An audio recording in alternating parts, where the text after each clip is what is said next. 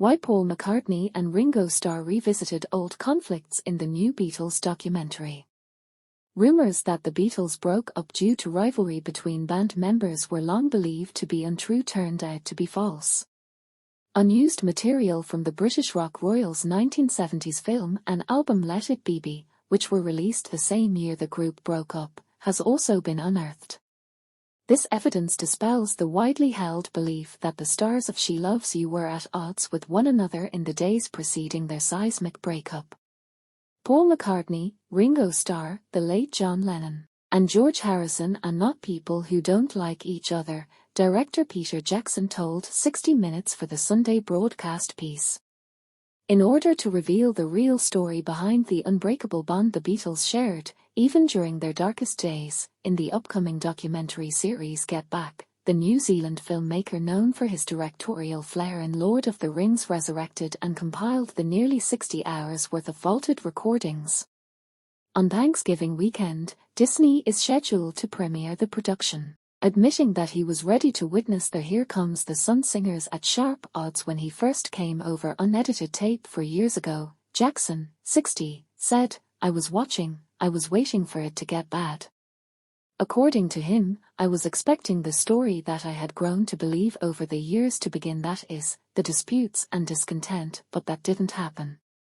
Instead, the behind-the-scenes footage features the 4 musical titans working in perfect unison on guitar breaks and melodies for singles like The Two of Us, Don't Let Me Down, and Get Back, joined by Lennon's wife Yoko Ono, now 88, who has long been held responsible for the band's dissolution.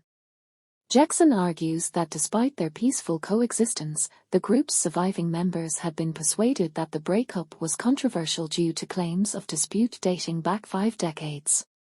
I'm speaking with Paul and Ringo. Look, whatever your memories are, whatever you think your memories are, this is the truth of it, I would tell them, as their memory was extremely sad and depressing. Look, the filmmaker claimed to have told the living legends this. The icons also immediately remembered the trouble-free joy of their brotherhood after viewing the rediscovered video. Paul and Ringo came to the realization that this historical record of the Beatles in action is quite astounding. As well as for co-worker pals.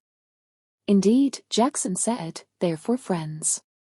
The recollections from Giles Martin's close-knit relationship with the megagroup were contributed to Jackson's documentary series by his father, late Beatles producer Sir George Martin. And as the guys faced the challenges of finishing their Let It Be masterpiece, he claims that their friendship acted as their pillar of support.